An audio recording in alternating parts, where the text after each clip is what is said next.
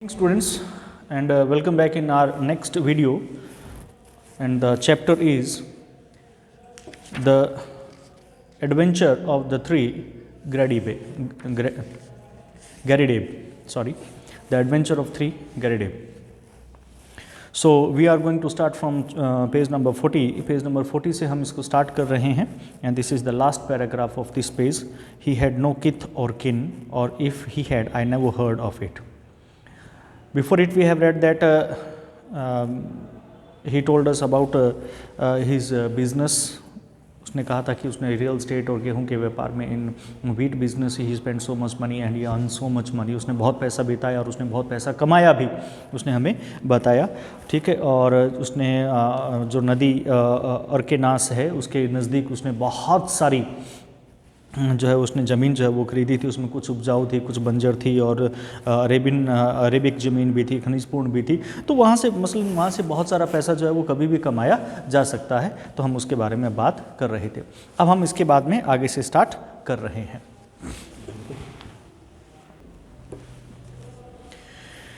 So let's start.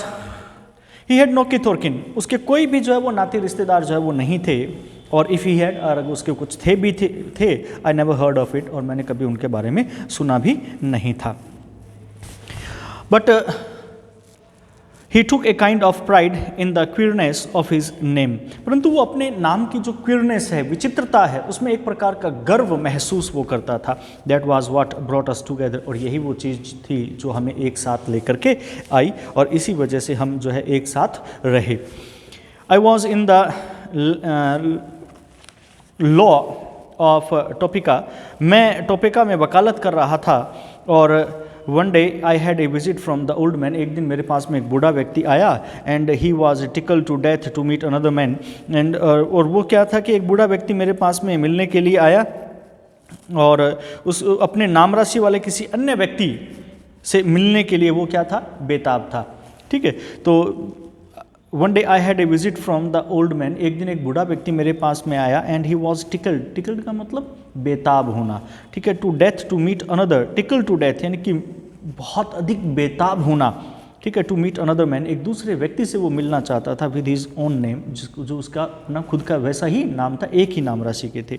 It was his pet fad and he was dead set to find out if there were any more Garridebs in the world. यानी कि वो क्या था कि उसने मुझे आकर के ये कहा था कि वह उसकी एक बहुत ही प्रिय सनक थी ये. ठीक है. पेट फैड का मतलब सनक. उसकी ये बहुत ही गहरी सनक थी.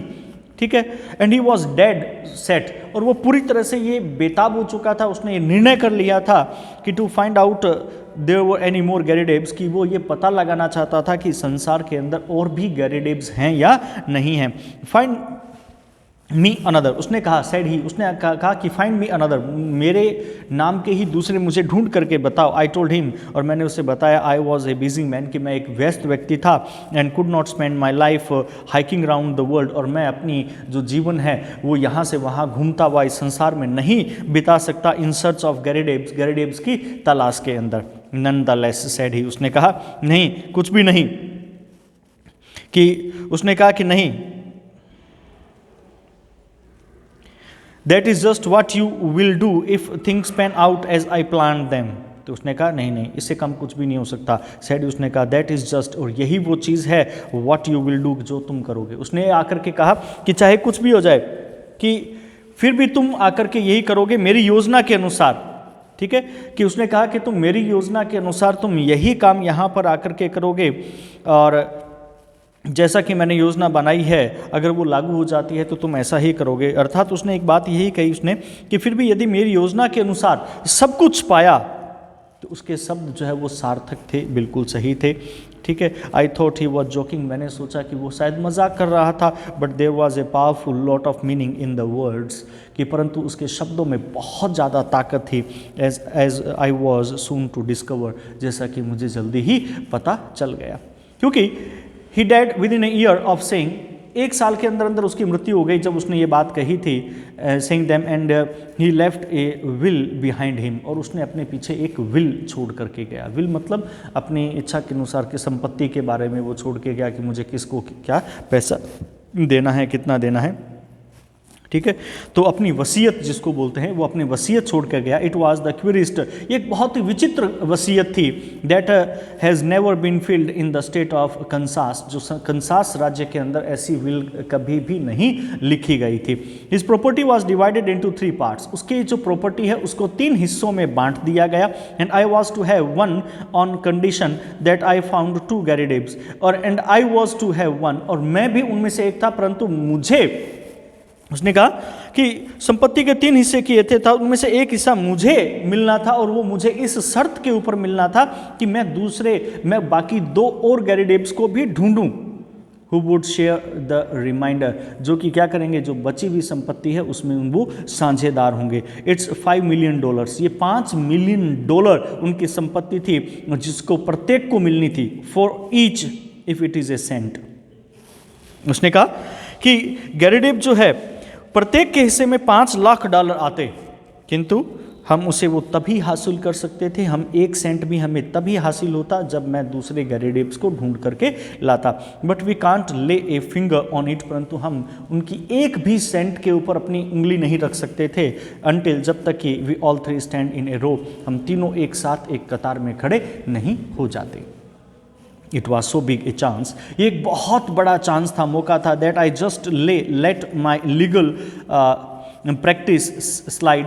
तो मैंने क्या किया, अपनी जो लीगल प्रैक्टिस है उसको मैंने एक किनारे पर रख दिया, अर्थात ये बहुत बड़ा अवसर था मेरे लिए, और मैंने अपनी वकालत के पैसे को एक तरफ रख दिया और मैं ढूंढने लग गया, ठीक है। And set forth looking for Garridebs, और मैं निकल पड़ा उनको ढूंढने के लिए, गैरिडेब्स को ढूंढने के लिए। There is not one in the United States, United State में तो क्या है, एक भी नहीं है।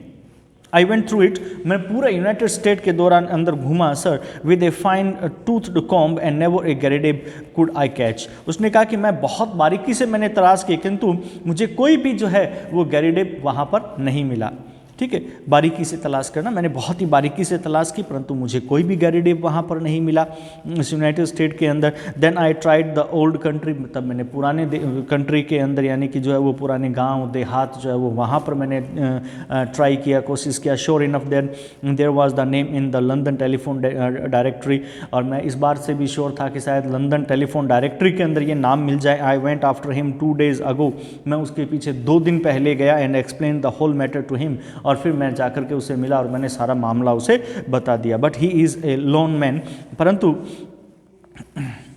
वो क्या था, वह मेरी तरह बिल्कुल एक अकेला पुरुष है, यानी कि loan man, he is a loan man, परंतु वो क्या है कि बिल्कुल एक अकेला पुरुष है, लाइक माई सेल्फ, मेरी तरह, विद सम वीमेन रिलेशंस, और जिसकी क्या है कि कुछ रिश्तेदारियां तो हैं, परंतु वो केवल महिलाएं ही हैं, बट नो मैन, परंतु कोई आदमी उसका रिश्तेदार नहीं है। It says 3 adult men in the will, परंतु जो वसीयत है उसमें लिखा हुआ था 3 अडल्ट व्यक्ति होने चाहिए। So you see we still have a vacancy, तो तुम देख सकते हो कि अभी भी हमारे यहाँ पर एक वैकेंसी है। And if you can help to fill it, और अगर तुम मेरी सहायता कर सकते हो इसको पूरा करने के लिए, we will be very ready to pay your charges, तो हम तुम्हें अपने चार्जेस देने के लिए बिल्कुल भी तैयार हैं। जो भी तुम्हें पैसा लगेगा, जो तुम्हारा मेहनताना होगा, वो हम तुम्हें दे देंगे। उसने बता दिया, बोल दिया सारी बात।